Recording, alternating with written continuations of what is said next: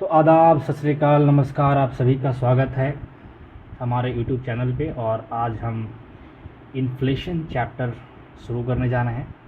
और इन्फ्लेशन का जो हिंदी होता है वो मुद्रास्फीति होता है, आप सभी जानते हैं। और बहुत ही इम्पॉर्टेंट चैप्टर है। यूपीएससी के रिगार्डिंग से यदि बात करें तो लगभग हर साल या एक आध साल बीच करके जो है हमेशा पूछते हैं, और सारे एग्ज़ाम्स में इससे जो है रिलेटेड आता है। तो चलिए शुरू करते हैं। इन्फ्लेशन का मतलब होता है मुद्रास्फीति, मतलब चीज़ों को महंगाई बढ़ना। मतलब इसका डिफिनीशन आपने देखा होगा कि represent general price level increase. ये एरो हम इंक्रीज को दिखा रहे हैं कि मतलब जो ओवरऑल जो व्यू है, मतलब मार्केट में जो महंगाई का बढ़ना, उसी को हम एक साइंटिफिक लैंग्वेज में हम मुद्रास्फीति या इन्फ्लेशन कहते हैं। चलिए इसके टाइप पे चलते हैं। टाइप्स ऑफ इन्फ्लेशन, हम रेट वाइज पहले चलेंगे, ठीक है। तो टाइप ऑफ इन्फ्लेशन में पहला क्रीपिंग इन्फ्लेशन है। ये हमारा क्रीपिंग इन्फ्लेशन है, जिसको हम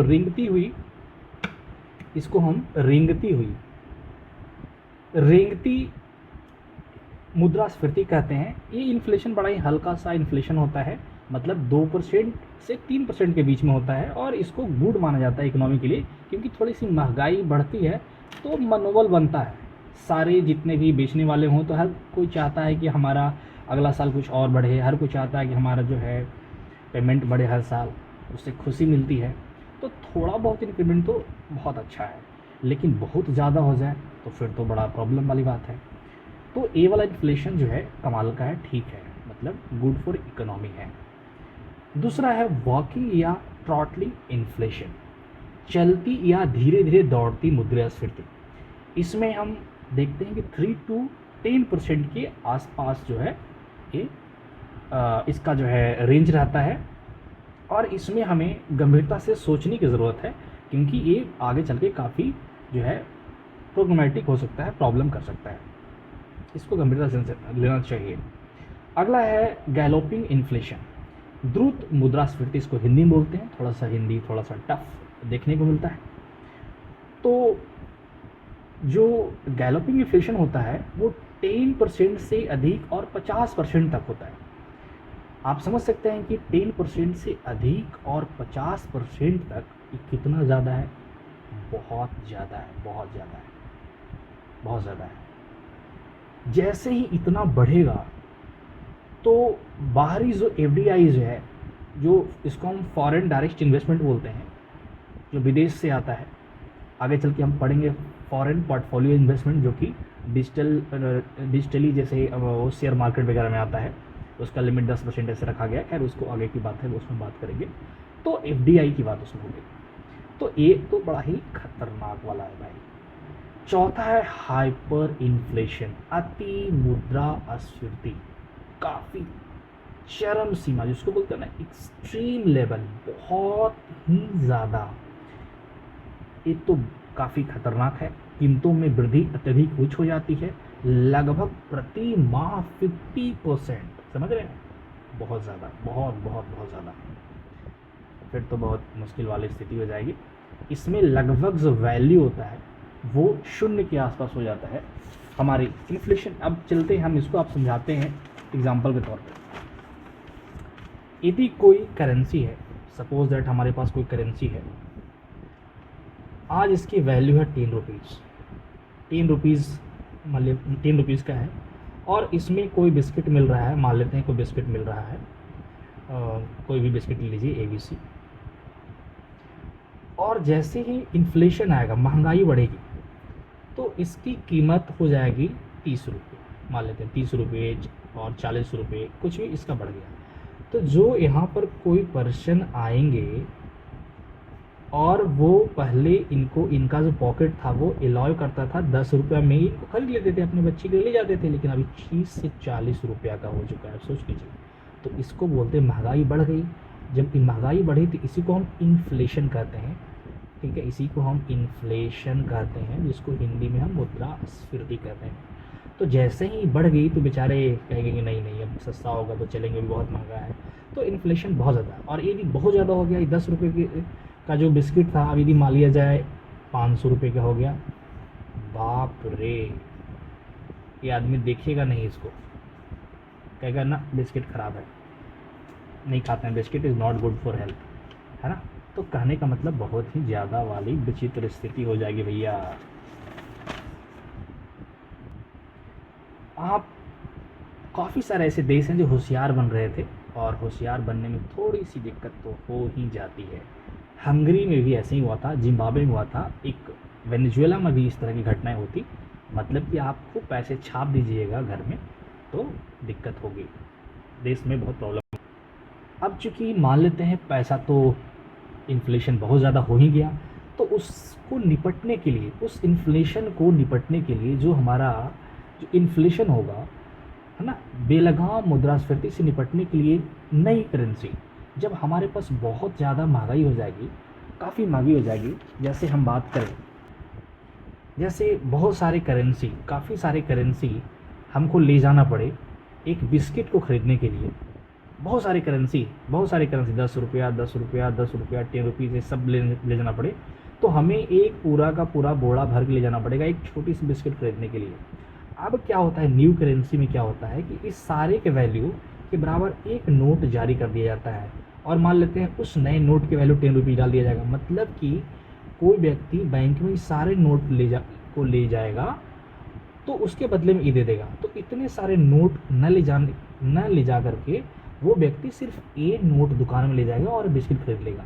तो इस पूरे नोट को इस वाले नोट ने रिप्लेस कर दिया, मतलब नई करेंसी जो है वो ईजाद कर दी, इससे कि वर्डन कम हो जाता है उसके लिए। तो बेलगाम मुद्रास्फीति से निपटने के लिए नई मुद्रा, new currency to tackle hyperinflation. 2020 में ईरान सरकार ने तोमान करेंसी जारी किया था, बेचारे बहुत परेशान थे। 1 तोमान उन्होंने 10,000 रियाल की जगह पर 1 तोमान कर दिया। इसी तरह उन्होंने 10 घेरन की जगह पर 1 तोमान उन्होंने रख दिया। 2023 में जिम्बाब्वे में भी जो है इस तरह की दिक्कतें आई थी। मुद्रास्फीति के प्रकार, अब हम बात करते हैं टाइप्स ऑफ इन्फ्लेशन, कॉज। इसमें हम क्या क्या कॉज है, एक कॉज वाइज हम बात करेंगे। अब इसमें क्या है कि मांग जनित मुद्रास्फीति, डिमांड पुल इन्फ्लेशन, कुल मांग और उपयोग में वृद्धि। यदि हमारा डिमांड बढ़ जाता है, ठीक है, हमारा है ना, increase in aggregate demand and consumption, कुल मांग और उपभोग में वृद्धि के कारण कुल मांग बढ़ जाता है। तो जब मांग बढ़ेगा तो जाहिर सी बात है कि देने वाला आदमी, जिसके पास आप बार बार दौड़ दौड़ के जा रहे हैं कि हमें और चाहिए चिप्स, हमें और चाहिए चिप्स, तो सामने वाला आदमी जो है वो चिप्स का दाम बढ़ा सकता है और बढ़ा देता है। निजी और सरकारी व्यय में वृद्धि, प्राइवेट एंड गवर्नमेंट एक्सपेंडिचर। अब जाहिर सी बात है कि निजी और सरकारी व्यय में वृद्धि, तो हम एग्जाम्पल के तौर पे बताते हैं। तो यहाँ पर हम समझते हैं कि ये मार्केट है और इस मार्केट में आपने मार्केट में गया और यहाँ से आपने कोई चॉकलेट लेना, चॉकलेट मान लिया, चलिए आपने, और बहुत सारे लोग ने बार बार चॉकलेट को ख़रीदने गए, तो दुकानदार इस चॉकलेट के वैल्यू को बढ़ा देगा, और वैल्यू को बढ़ना ही तो इन्फ्लेशन है। दूसरी चीज़, यदि मान लिया जाए किसी कंट्री के अंदर में सरकारी जो भी लोग हैं, जॉब वाले हैं, जैसे अलग अलग साल में, मतलब 10 साल 5 साल में जो है वो बढ़ जाता है सैलरी, तो मार्केट में बहुत सारे पैसे यदि आ जाएंगे, बहुत सारे लोगों को पैसे आने लगेंगे, तो इससे भी क्या होगा, लिक्विडिटी बढ़ेगी मार्केट में, और जब लिक्विडिटी बढ़ेगी तो जाहिर सी बात है डिमांड बढ़ेगा, लोग दौड़ दौड़ के सामान लेने जाएंगे, कोई आईफोन लेने जाएगा, कोई चिप्स लेने जाएगा, कोई बिस्किट लेने जाएगा, महिलाएं ज्वेलरी खरीदने। इससे क्या होगा कि इन्फ्लेशन जो है बढ़ जाता है। तीसरी हम बात करते हैं फॉल इन टैक्सेस। यदि टैक्सेस कम हो जाएगा, सरकार मान लेते हैं टैक्स कम कर दी, ठीक है, फॉल इन टैक्सेस, करों में गिरावट, तो इससे भी हमारी क्या होगी कि महंगाई बढ़ेगी, पैसे मार्केट में ज़्यादा आएंगे, और जब पैसे मार्केट में ज़्यादा आएंगे तो जाहिर सी बात है कि फिर से लोग सामान खरीदेंगे।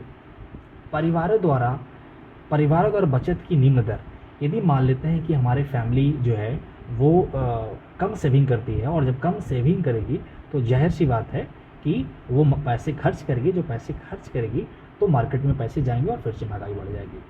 मुद्रा आपूर्ति और बैंक ऋण में वृद्धि, यदि मान लेते हैं कि बैंक बहुत ज़्यादा ऋण देने लगी, मतलब कि बहुत ज़्यादा लोन देने लगी, तो फिर से लोगों के पास पैसे आएंगे, जब फिर से लोगों के पैसे आएंगे तो फिर से लोग सामान खरीदेंगे, लोग फिर से महंगाई बढ़ गई। अब आगे बात करते हैं लागत जनित मुद्रास्फीति, कॉस्ट पुश इन्फ्लेशन, इसे सप्लाई शॉक इन्फ्लेशन भी कहते हैं। वस्तुओं और सेवाओं के उत्पादक कारकों की लागत बढ़ने के कारण, जैसे मान लेते हैं आप चाय पीने के शौकीन हैं और चाय बनता किससे है, चीनी से, दूध से, है ना, चाय पत्ती से। और यदि चाय में ये सारी चीज़ों का ही दाम बढ़ जाए, दूध का दाम बढ़ जाए, आपके चाय पत्ती का दाम बढ़ जाए, बोलते हैं कि चीनी का दाम बढ़ जाए, तो ऑटोमेटिक चाय बनाने का में जो कॉस्ट बढ़ गया तो चाय की कीमत बढ़ जाएगी। तो कॉस्ट पुश इन्फ्लेशन मतलब उसके पीछे में जो जो बनता है, जैसे समोसे है, आलू का कीमत बढ़ गया, आपका मैदा की कीमत बढ़ गया, तो जाहिर सी बात है समोसे का कीमत भी बढ़ जाएगा। बहुत महंगे होंगे समोसे, 10 रुपये समोसे, ऐसे बहुत टेस्टी होते हैं। आगे की बात हम करेंगे, है ना। इस तरह आप समझ गए होंगे, ये चीज़ें बड़ा ही आसान है। स्ट्रक्चरल इन्फ्लेशन की बात करें, अर्थव्यवस्था में व्याप्त अक्षमता, इकोनॉमिक बैकवर्डनेस, बैकवर्ड एग्रीकल्चर। अब जाहिर सी बात है कहीं पर आप, चूँकि एग्रीकल्चर क्या आता है, प्राइमरी सेक्टर का पार्ट है। प्राइमरी सेक्टर क्या किसको बोलते हैं, वैसा सेक्टर जहाँ से हम डायरेक्ट, मतलब कि उसमें कोई इंडस्ट्री इन्वॉल्व नहीं हो, किसी तरह की सर्विस नहीं हो, है ना, जैसे फॉरेस्ट्री हो गया, इस तरह का खेती गृहस्थी हो गया, ये सब प्राइमरी सेक्टर में आते हैं, मतलब कि एकदम रफ एंड टफ काम। तो जो बैकवर्ड एग्रीकल्चर है सेक्टर होगा, तो जाहिर सी बात है कि जहाँ पर खेती बहुत पुअर स्थिति होगी, तो जाहिर सी बात है कि मुद्रास्फीति, महंगाई तो होंगी ही होगी, बेचारे के पास पैसे, इस तरह से जो है ना, बैकवर्डनेस के कारण भी जो है स्थिति गड़बड़ हो जाती है। Effective distribution of storage facilities, ठीक है, इनइफेक्टिव, जो हमारा स्टोरेज फैसिलिटी है, जो भी स्टोर करने की फैसिलिटी है वो अच्छा नहीं होता, तो इसके कारण भी हम जो है इन्फ्लेशन कहते हैं, इसको हम स्ट्रक्चरल इन्फ्लेशन कहते हैं, स्ट्रक्चरल इन्फ्लेशन। और स्ट्रक्चरल इन्फ्लेशन को ही बॉटल नेक इन्फ्लेशन कहते हैं। बॉटल नेक का मतलब इस तरह से जो बॉटल हमारा होता है, ये जो बॉटल नेक है ना, हम इस तरह से फंसा हुआ, अब बॉटल में कोई फंसा का कैसा लगेगा, बहुत ही बेकार लगेगा, तो बॉटल नेक इन्फ्लेशन भी इसको कहते हैं। अब हम बात करते हैं बिल्ट इन इन्फ्लेशन, एक ऐसी स्थिति है जिसमें श्रमिक जीवन के बढ़ती लागत को बढ़ाए रखने के लिए उच्च वेतन की मांग करता है। मतलब कि जो काम करते हैं हमारे भाई लोग, वो यदि काम करते हैं तो ऑब्वियस सी बात है उनकी कुछ डेली ख्वाहिश होगी, उन्हें कुछ खाने का मन होगा, कुछ खरीदने का मन होगा, तो अपनी मजदूरी को जो है ना बढ़ाने का काम करते हैं, मांग मतलब उसको इंक्रीज करने के लिए बोलते हैं, ठीक है। तो उससे क्या होता है कि जब इंक्रीज करने के लिए बोलते हैं तो सामने वाला जो जो हमारा उनका जो मालिक होते हैं, है ना, अपनी बढ़ती मजदूरी लागत की भरपाई करने व वेतन और मूल्य वृद्धि का एक स्व मजदूर लूप बनाने के लिए अपनी कीमतें बढ़ानी पड़ती है। तो इससे जो होता है मालिक अपनी कीमतें, जो उनका प्रोडक्ट वाला कीमत होता है उसको वो बढ़ा देते हैं, ताकि उसी पैसे से जो है ना वो अपनी जो उनके साथ, तो जो उनके साथी हैं काम करने वाले, वो जो है उनको पेमेंट दे सकें। अब मेथड टू मेज़र इन्फ्लेशन, अब हम बात करेंगे किस किस मेथड से इन्फ्लेशन को मेजर करते हैं। Wholesale price index WPI, consumer price index को CPI एंड GDP डिफ्लेशन, एक एक करके हम इस पर बात करेंगे। तो WPI मासिक उधार, ठीक है, मासिक उधार, मंथली, इसको हम जो है मासिक उधार पर जो है इसको मासिक बेसिस, मंथली बेसिस पे इसको देखते हैं। मतलब जो होलसेल प्राइस इंडेक्स होता है वो मंथली बेसिस पे होता है, पहले वीकली पर आता था लेकिन अब मंथली पे आता है। ये 1942 से जारी होता है। वर्तमान में इसको department of industrial policy and promotion DIPP द्वारा जारी किया जाता है। 2012 में सेंट्रल गवर्नमेंट इसकी समीक्षा के लिए डॉक्टर सौमित्र चौधरी जी का जो है इनके बेंच में, इनके अध्यक्षता में जो है इसके लिए उनको सौमित्र चौधरी जी को गठित किया गया, उनको काम सौंपा गया था। मेजरिंग के लिए अब जो है इसको पूरा मेजरिंग के लिए 697 वस्तुओं को, आर्टिकल को, वस्तुओं मतलब आर्टिकल को सम्मिलित करते हैं। इसमें जो सबसे इम्पॉर्टेंट बात है, इसमें सर्विसेज को सम्मिलित नहीं करते हैं। कोई भी जो सेवा है, कोई भी काम है ना, वो मतलब कि उसको हम इसमें नहीं इंक्लूड करते हैं, ठीक है। इसमें आप फैक्ट्री प्राइस का प्रयोग करते हैं। मतलब फैक्ट्री में जिसकी मान लीजिए हम AP पी रहे हैं या माज़ा पी रहे हैं, तो माज़ा फैक्ट्री में मान लेते हैं कि 8 रुपये का आ रहा है या 7 रुपये का आ रहा है, तो हम फैक्ट्री के वैल्यू पे हम इसका यूज़ करते हैं, ना कि मार्केट में उसका क्या वैल्यू उस पर नहीं करते हैं। जाहिर सी बात है जब फैक्ट्री पे ही हमने उसको मेजर कर लिया तो मार्केट में आएगा तब ना उस पर इनडायरेक्ट टैक्स लगेगा, तब ना इसमें नो डायरेक्ट, ठीक है, तब पे ना उसमें इनडायरेक्ट टैक्स लगेगा। तो जाहिर सी बात है कि उसमें कोई भी इनडायरेक्ट टैक्स नहीं लगता, क्योंकि वो फैक्ट्री प्राइस पर ही उसको मेजर कर लिया गया है। नो अफेक्ट, यदि गवर्नमेंट किसी वित्तीय फिजिकल में चेंज करता है, जाहिर सी बात है कि गवर्नमेंट जो है कोई भी चेंज करे, अब फिजिकल पॉलिसी में चेंज करे, अब चूंकि ये तो डायरेक्ट फैक्ट्री प्राइस में ही लग गया, जो फैक्ट्री से वैल्यू निकला है उसी पे लग गया है। तो जाहिर सी बात है कि गवर्नमेंट किसी वित्तीय नीति फिजिकल पॉलिसी को चेंज करे, उससे कोई फ़र्क नहीं पड़ता है। तो ये हमारा जो है पूरा होलसेल प्राइस इंडेक्स इस तरह से होता है। उसमें सबसे इंपॉर्टेंट क्या है, सर्विसेज को इंक्लूड नहीं करते हैं। इतना आर्टिकल को, इतना वस्तुएं को, एक अलग अलग वस्तुओं को, जैसे दूध हो गया, चाय हो गया, चीनी हो गया, गेहूँ हो गया, इस तरह से 697 वस्तुओं को इसमें सम्मिलित किया गया है।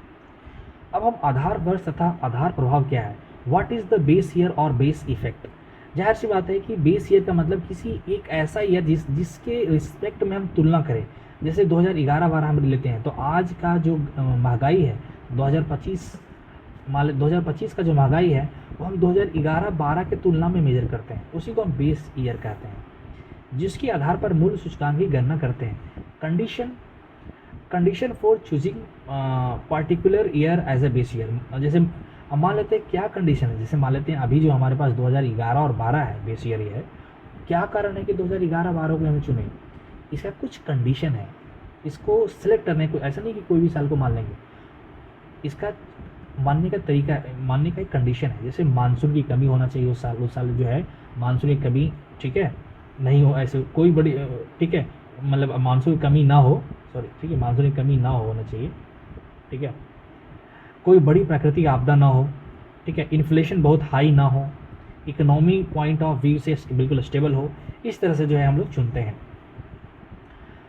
अब वर्तमान में जो है बेस ईयर 2011-12, पहले 2004-5 हुआ करता था।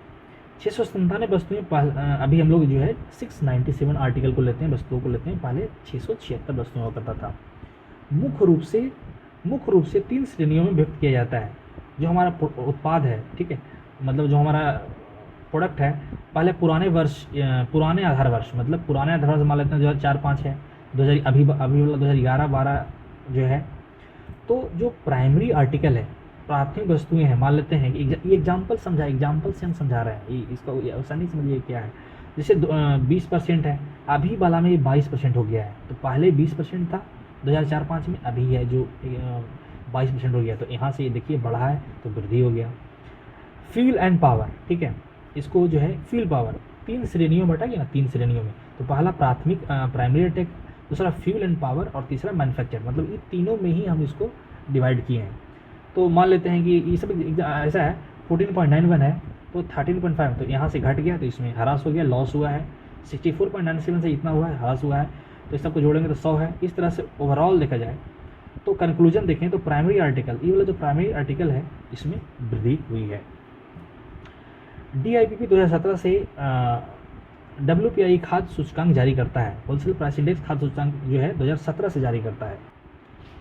अब जो है हम कंज्यूमर प्राइस इंडेक्स पे बात करेंगे। इसके पहले हमने होलसेल प्राइस इंडेक्स की बात की। तो उपभोक्ता मूल्य सूचकांक कंज्यूमर प्राइस इंडेक्स मासिक आधार पर खुदरा कीमतों में परिवर्तन को मापता है। इसमें सबसे इम्पोर्टेंट जो बातें, सबसे ज़्यादा इम्पोर्टेंट बातें, बहुत ज़्यादा इम्पोर्टेंट बातें, इसमें आर्टिकल एंड सर्विसेज दोनों को इंक्लूड करते हैं मेरे भाई, दोनों को। उसमें हम पहले वाले में सर्विसेज नहीं था, इसमें सर्विसेज भी है। एक ही प्रकार के या सजातीय उपभोक्ता के समूह को फोकस करते हैं, मतलब सजातीय मतलब सेम टाइप का, जैसे मान लेते हैं गांव पारिवारिक इकाइयाँ, मतलब विलेज वाला एरिया वाला हो गया, एक शहर वाले हो गया, इस तरह से जैसे हो गया ना सेम टाइप का। जैसे विलेज वाला क्या हो रहा है, शहरी वाला में क्या हो गया। अब हम दोनों पे जो है अगले इसका पार्ट में जो है हम जो है इसको कंप्लीट करेंगे, नेक्स्ट पार्ट में इसको हम कंप्लीट करेंगे। थैंक यू, बहुत बहुत नमस्कार, आज इतना ही, नेक्स्ट वीडियो में मिलते हैं।